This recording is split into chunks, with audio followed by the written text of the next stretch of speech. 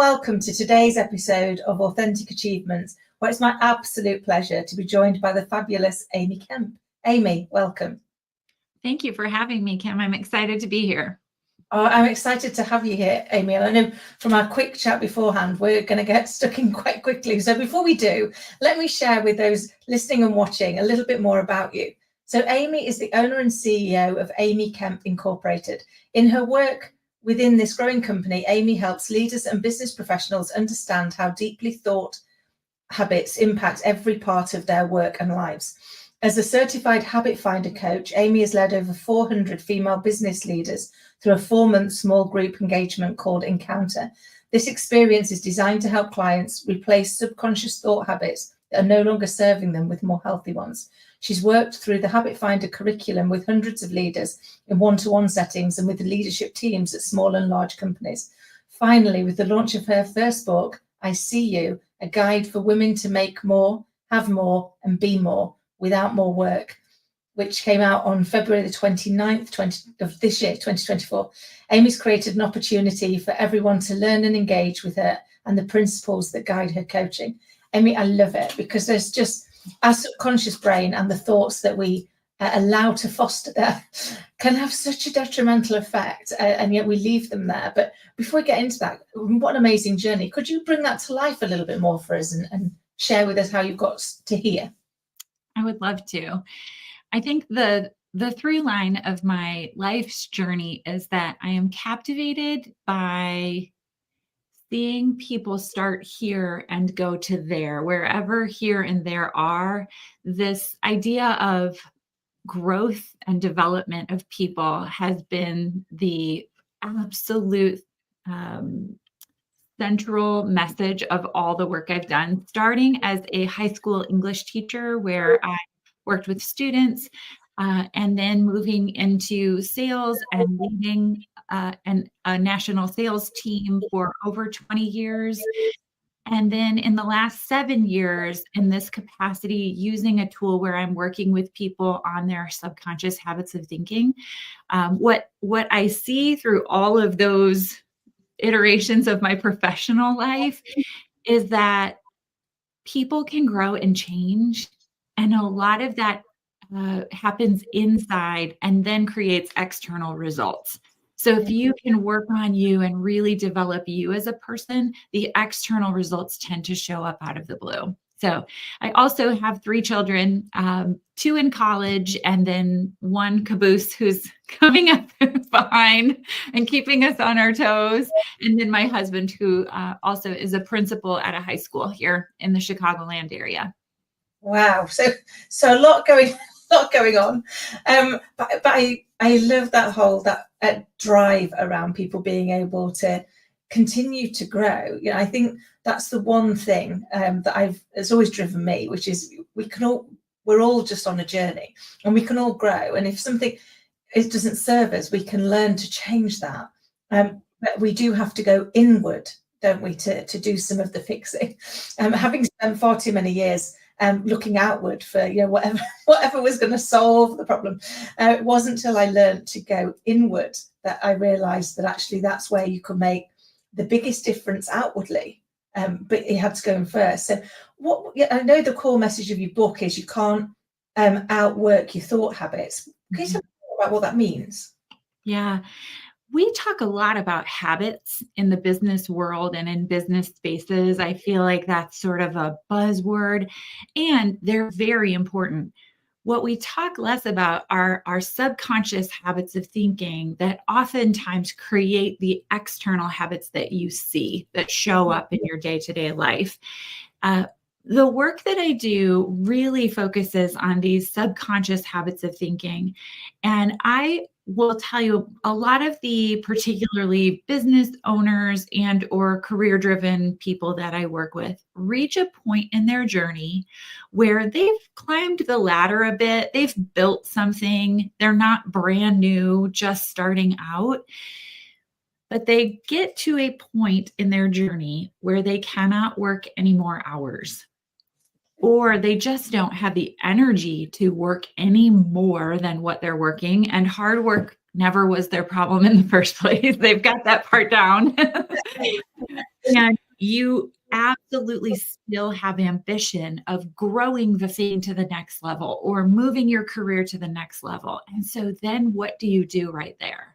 There's sort of a crossroads. Can I share just a little story of when I reached that point myself? So this is actually in chapter 1 of my book, where we had our annual meeting with our financial advisor, and she's a trusted friend and mentor of mine. I really respect and admire her. So we head into her office. I had spent several hours preparing all of the forms that you fill out, kind of overview of our finances, our goals, all of those things.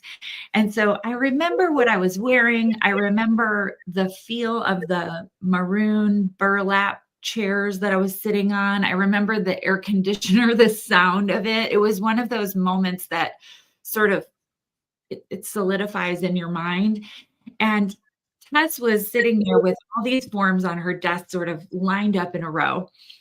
And she said, I've reviewed everything. You're very organized. You're not overspending. You don't have debt. There's just one problem. If you want to achieve the goals that you've outlined here, paying for college for 3 kids and the retirement goals we had, and just all of the goals we had, she said, you're not making enough money. And I can remember feeling like all the air left the room. I don't know what else she said for the rest of the meeting. I'm sure I was responding, but all that was happening in my head was, I can't work any more hours.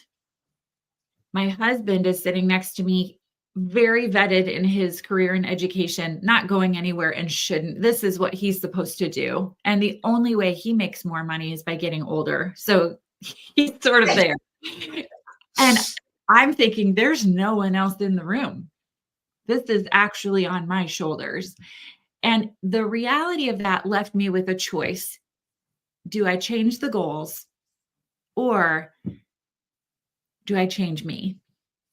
Because it was not an option with our kids in the busiest season of their lives, our lives being so busy, that there was no option for me to work more hours without sacrificing things that I'm just not going to sacrifice. And so I really had to do some changing of my subconscious habits of thinking in order to take my income to the next level without working more. So it's a good example.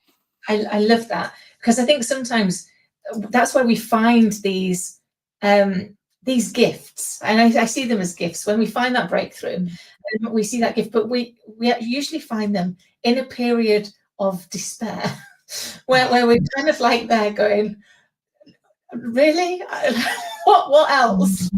And I don't know where to go. But they're the moments where actually the rubber does hit the road. You do have to then go, okay, let me think this through. What is most important to me? What am I willing to change, and what am I not willing to change? So, for example, things that you're not willing to change is giving up any more time with your family than you already have to, because you're already working so many hours. So you're like, right, that's definitely a non-negotiable. That's not happening. And it allows you to come to, okay, these are the bits I'm willing to change because these ones are too important. So it's the only one. And I came to a similar place on mine where it was like, okay, the change is going to be you. You in the mirror. You're going to need to do something differently. Because if not, to your point, I was definitely guilty of being one of those people that, before I had my little girl, that had corporate jobs and would consider whether or not I could merge Saturday and Sunday and call them Sam Day and use the time to do a little bit more work, because that's where we went. And that all changed, and you're like, no, actually your priorities change. The things that are important to you changes, but unless you do the work that you've done and that you're helping all these other leaders to do, you're running on outdated software. I kind of look at mine. I think is it that you form the beliefs at 7, enforce them at 14, embed them at 21, and if you don't go back and do the work, then you're running on that software. And I look at I'm putting my phone over there, but I'm like, right, I'm 51 now. So if I hadn't gone and looked at it, I'd be running on 30-year-old software. And yet the minute that the phone tells me it needs an update, well, I'm like a magpie, must update it. Clearly, can't wait a couple of days. So for me, that was the part. I was like, that's really weird. You'll update all of your equipment, but you won't update the most important equipment that you're using to kind of run your life.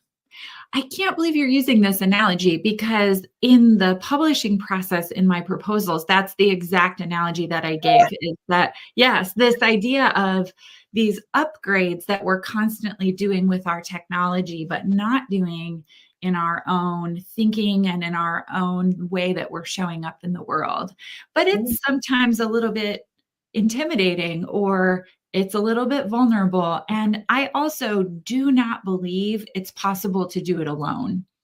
I don't think real sustainable life change or habits of thinking can be changed in isolation, even with as many tools and as much information as we have today. I'm convinced that we change in the context of relationships and community. I completely agree. I mean, we need that psychological safe space to go and do the digging. And you can't do that for yourself, because you can't do the digging and be your own psychological safe space. It's too much. And also I believe we've got blind spots for a reason. We're blind to them. And therefore, unless we've got somebody else who can shine a light on those for us and go, yeah, you might want to look in that corner over there. That's a bit dark. We're never going to look in that corner over there, because we're blinded to it. I absolutely 100% agree. And not only blind spots, but the people around us, particularly if you're leading a business or you're leading within the context of a business or organization or government or wherever you lead, they all have agenda in your decisions. So for me, I knew I can't talk to the people I'm leading about the fact that I'm feeling a transition coming on, because I knew my decisions would filter down and have such a significant impact on so many people. And they had a stake in my staying where I was. Even my husband, who's awesome, he's not coaching me. He's my spouse. I needed someone who was so far outside of my day-to-day experience, any kind of connection to my decisions, who could just be a sounding board and create a space where I could talk through some of the noise that was keeping me from making the changes that I knew needed to happen. Here's the other interesting thing about that conversation with our financial advisor. I kind of knew it. Yeah. I mean, I didn't want to know it, but I kind of knew it. And I had been playing around with that for a bit, but there was a lot attached to me really owning that truth that I had to wrestle with and reckon with. And so I would not have been able to do that without the help of several coaches throughout the journey of the transition that happened from that point forward. I love that. And I think it is so true. Deep down we know, but we almost don't want to know. And I need to find out who it is, because I must have used this a few times recently. But I read a book, and then in it she shares that it's not our darkness that scares us, it's our light. It's the fact that we might be really good at something, and that feels egotistical. That feels wrong. Yeah, we're told ego's a bad thing, and yet actually our light and the thing that we're good at, the thing that I think you encourage your readers, is to do the thing that feels easy to you and astonishes everybody else. It's that thing that is your natural talent. And again, natural talent sounds a bit braggy, doesn't it? It's like, that's finding natural talent. And yet we all have that thing where we're talented. I remember mine was, I can literally talk to anybody. I'm the person that people talk to on the tube in London. Nobody talks on the tube. I get people giving me their kids to cuddle, and I'm like, okay. But I didn't think that was a particular gift, because I'm like, well, we can all talk. It's pretty easy until you watch people that can't. So how do you help people to own their natural talent? Because they probably know deep down where it is, but they've not really owned it yet. I believe this is a unique part of my coaching that I never imagined would become a part of it. And that is being able to articulate. In just talking with clients and working with them for a period of time, I start to be able to see what their natural genius is, but they almost to a person can't identify it themselves. Now, when I say it, so if I said to you, oh, you have such a natural ability to connect with people in any setting, that would ring true to you. And you would say, oh, of course, I've always done that. And you could trace it back.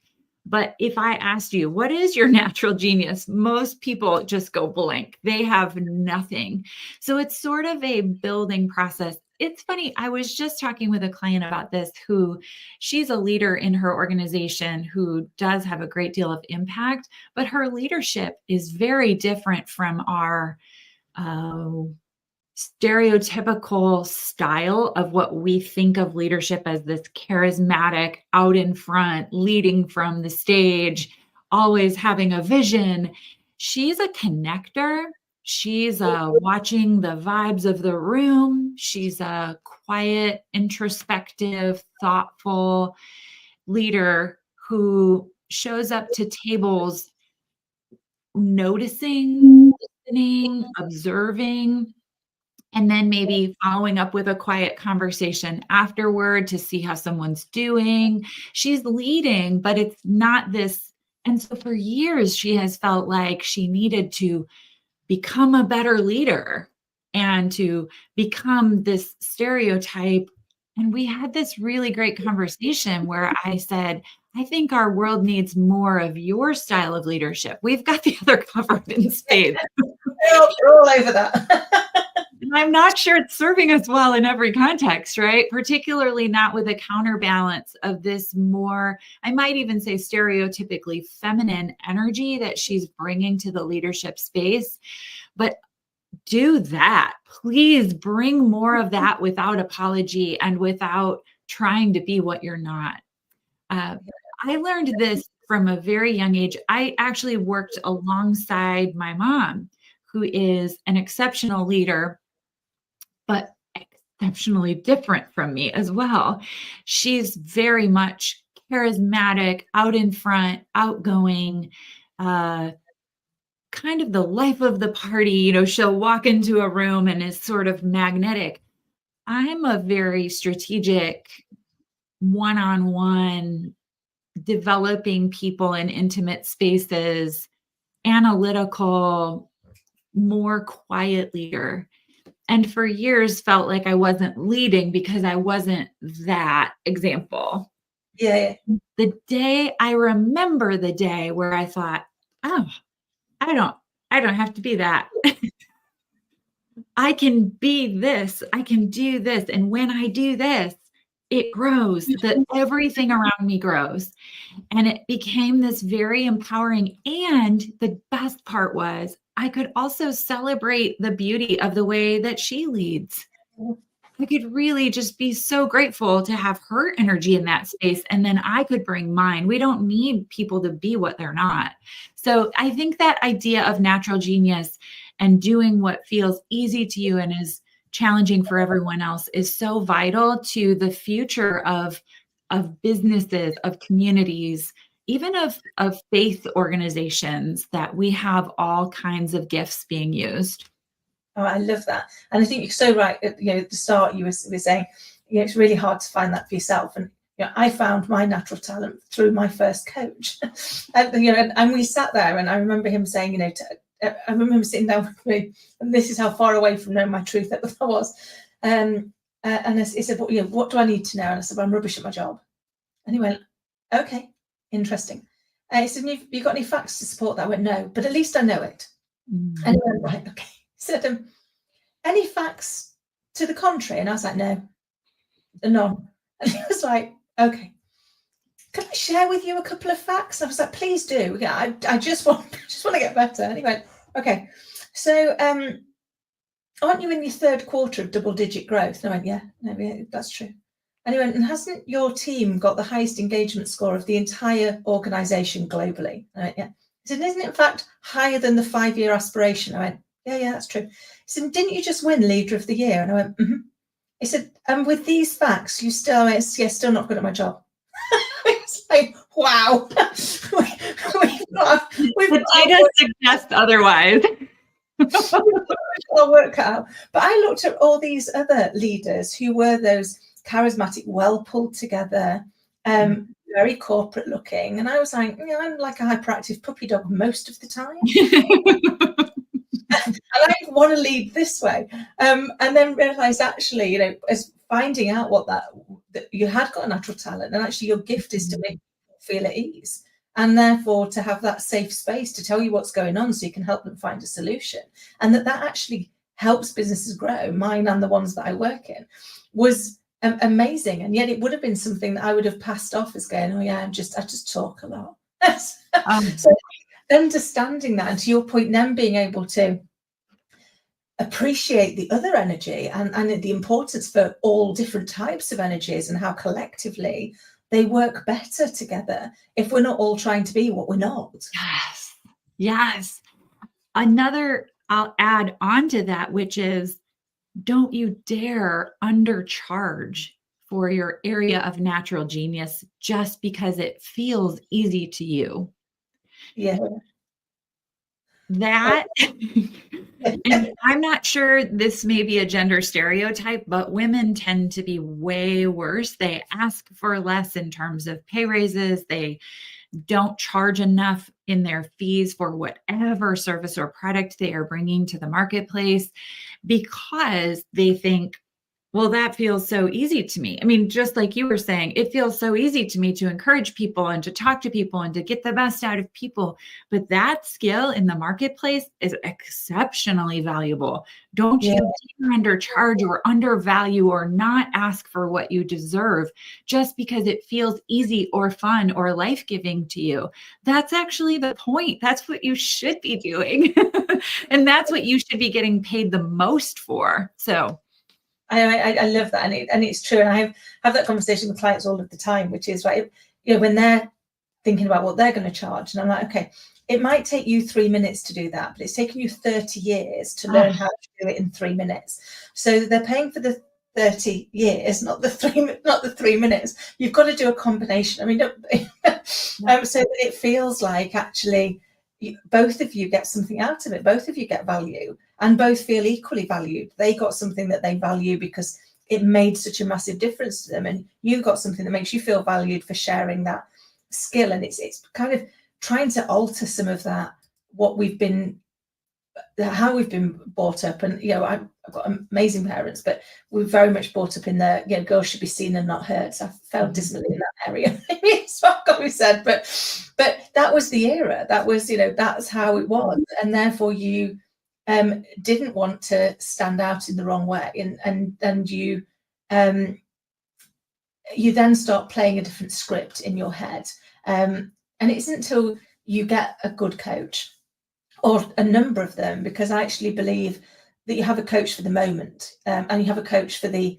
thing, because just like anything else, you want the coach that's an expert in the thing you need to fix right now, and then actually that bit's done, you need to do another bit, you need a different expert. So it's that evolution, isn't it, of making sure that you're constantly growing and challenging yourself, because who you become after having the first coach isn't the person that the first coach can coach. you then need the next one. And I think the same is true for my clients. I don't think they need to be with me for their whole lives. I think I'm here for a season or for a purpose. And, we often stay in touch, but it is okay to move on and continue your growth journey. There's no shortage of people who benefit from the kind of work that we do. And so I agree wholeheartedly. Yes. And in my own journey, even, I think sometimes I hear this narrative where it's like, well, I did coaching 10 years ago. And I think that's always a part of my budget. I've not I've invested, I can only think of maybe 2 people I know who have invested more time and money in personal development and coaching. And it's something that I need because my brain is so busy. I need that sounding board. I perform better when I have accountability. I absolutely need someone to hold space for me because a lot of the times I'm holding space for everyone else in my life. And so that's just, I'm not apologizing for it. It will always be in my budget.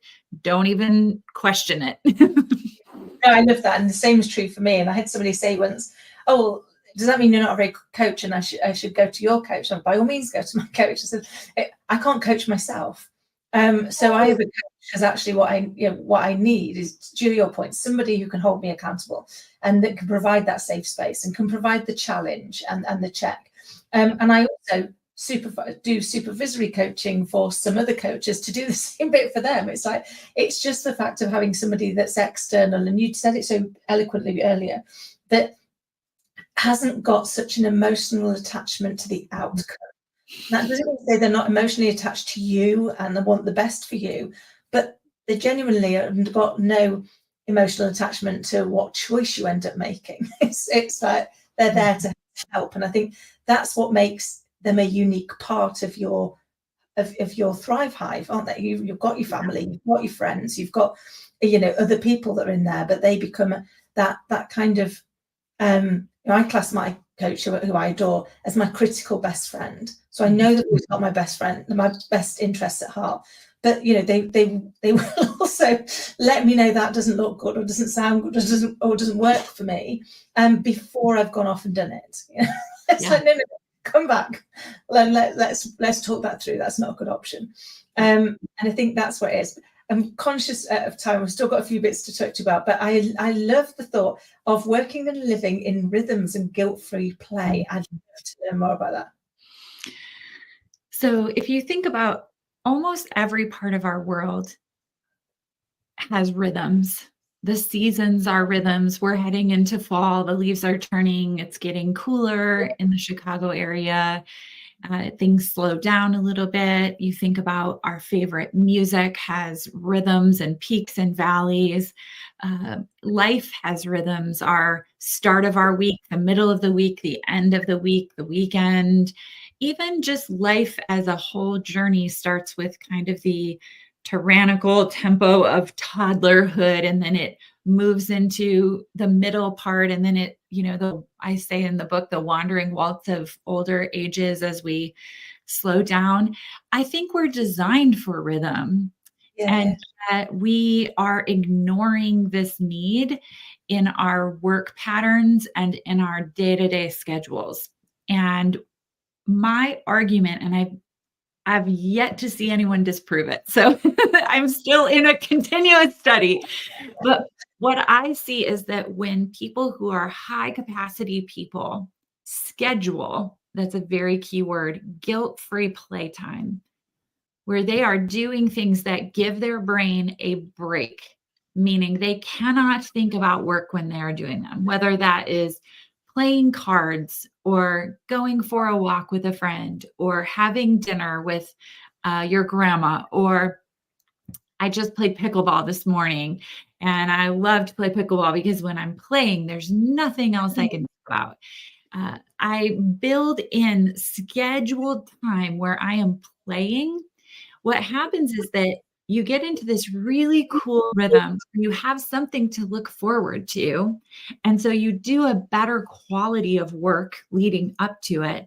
Then you can take that time off guilt-free and play, which actually in our human brains stimulates creative ideas, problem solving without thinking about it. That's all happening under the surface because we're triggering different parts of our brain, which then allows us to come back to work and do a higher quality of work.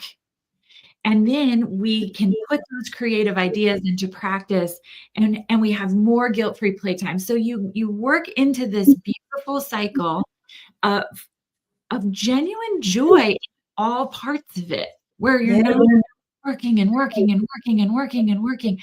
Even throughout your day, building in breaks and rhythm to your work It's absolutely essential. We are not machines. Yeah. We Oh, are, and we have got to work focused, then rest and play. Work focused and then rest and play. And we generally stink at the play. I was this just happened last week, Kim. I'm at an event with about maybe 40 women. And I said, what do you do for play? What are the things you love to do that just feel joyful and fun and you look forward to it? And it is silent. yeah. It's silent because the thought of even being able to consider what would I want to do that's fun is so far from their brains. All they're thinking about is what they need to do for everyone else, their work, getting things done. There's just this grind. Yeah. That is not an attractive energy. It does not bring growth and abundance into your space. And so there's got to be more prioritizing the things. Like today, I had this idea this morning about a dinner party. There's these 3 couples that I think would really enjoy each other. And I thought, oh, that would be so fun if I could just invite them all over and they could get to know each other. But I'm constantly playing around with that kind of thing, because if that dinner party is on my calendar, I am looking forward to it. I have a text out to these 2 friends of ours who we want to go to the city and spend a day, just the 3 of us. There's just a constant part of me, and you can hear it in my voice when I talk about it. Your energy. I'm alive. I am not here just to work, but I love to work. But that is not the only thing. And the things that are playful do not have to cost money. They don't have to be expensive, but they have to be the things that give you a break and really fill you with joy and wonder and awe. And so I'm just a huge believer in that process of scheduling the guilt-free play so you have something to look forward to makes your work of higher quality. It's all connected. Oh, I love that. I've got a really good friend of mine who her favorite color is pink, and she always has in her calendar her pink time. And that would be her time that is about her and something that brings her joy. And it could be anything from like going to sit underneath her favorite tree with a book. So like you said, it doesn't always have to be things that cost money, but it's things that she knows is going to feed her soul. That could be one of my favorite ones, my fun ones, is cooking. I love cooking. It's always my go-to. But I love cooking with my little girl. So actually then we get family time and we get to do something. So poor little thing, she's only 7, but she knows how to make jam and pasta and bread, and which for a 7-year-old is probably a little bit unusual, but she loves it. And I love teaching her and showing her those. And they are real moments of joy that I have to plan in, because if not, they're the easy thing to get bumped off. It's much faster for me to make dinner than it is to teach her how to make it with me. So it can be things where you go, yeah, you can watch. So I try not to be really conscious now of, to your point, scheduling in and go, right, on Saturday, this is what we're going to do. And then we do it. And I'm always so much more filled with joy when we've actually done what we said we were going to do. Yes, it's the good stuff. And I think also I used to feel guilty about it. I would feel like, oh, there's a lot to do, or, oh, I'm so much more efficient, so much more effective. And I've built in now, I've gotten really good at it. I'm kind of mastering this whole concept, but I build in a once a month trip somewhere fun on a weekend, and then we have scheduled vacations where I know these are times that we're going to be taking fun trips. It's become such a priority, because the more I've prioritized it, the more successful my businesses have become. And so I just would triple dog dare anyone who's feeling like, yeah, that's easy for you to say, I'm drowning in all of this work. It's exactly how I felt at the outset. I just took a flyer and thought, okay, I'm going to trust people who say, if you take breaks, this is going to work better. And it did. I became so much more magnetic in my role as a leader and a business owner, because I was feeling inspired from the play. Oh, I love that. And you can see it. You can see it in your energy. You can see it in your face. It just makes such a difference. I'm really conscious. I could chat to you all day, but I'm really conscious of time.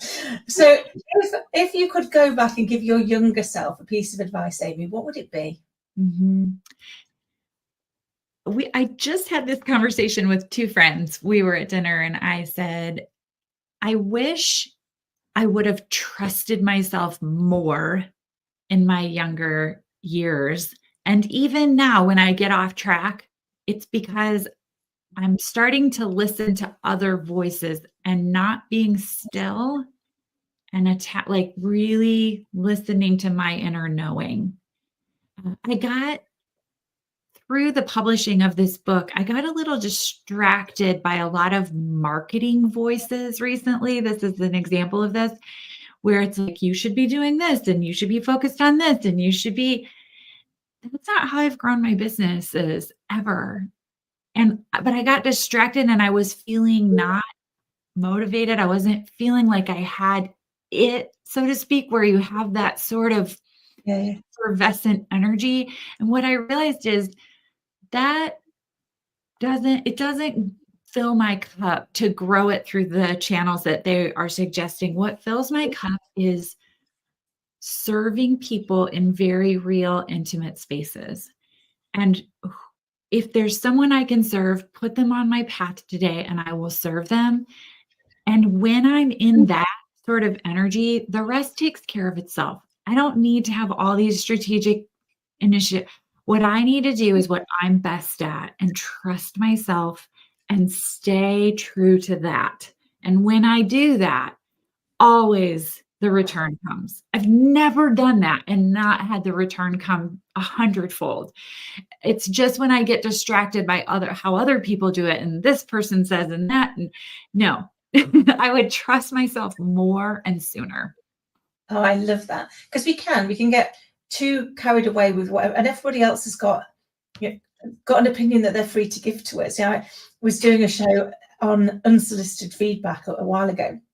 And the lady who asked me the question, she said, what are your thoughts about it? And I said, well, personally, if somebody provides me with unsolicited feedback, then it's not about me, it's about them. Because if it were really about me, they would have asked me if it was okay to give me some feedback. They would have checked in. I said, and then the second way I know it's definitely about them and not me is when they tell me what I should do. Because if what I should do, what they're saying is you haven't got the power or the knowledge to make the right choice for yourself. Well, I have got the power and the knowledge to make the right choice for myself. And if I ever give anybody feedback, one, I always ask first, would you mind? And then two, I always tell them, here's just some things that you might consider. They're just in your pot for you to choose. You could choose to do nothing with them. You can choose to try them out. You can choose to throw them in the air. It really doesn't matter. But it's always, here's some things to consider, rather than you should do this, you should do that, you should do the other. Because I get so distracted by people telling me what I should do, that it took me a while until I realised that's not about you. That's about them feeling out of control in another area of their life and wanting to regain control by taking control of yours. And so sometimes you have to disconnect. So I love that whole trust yourself, trust that inner knowing, and go, that may well work for them, but that isn't going to work for me. It's not going to feel authentic. It's not going to feel how I want to lead my life. Yes. And that doesn't make it right or wrong. It just makes us different. Yes. Yes. Amy, it's been an absolute privilege. Thank you so much for coming on and sharing such invaluable insight and sharing your stories with us and your energy. It's been a joy. Thank you so much. And for everybody listening and watching, I hope you found today's conversation as enjoyable, insightful, and actionable as I have. And until next time, take care.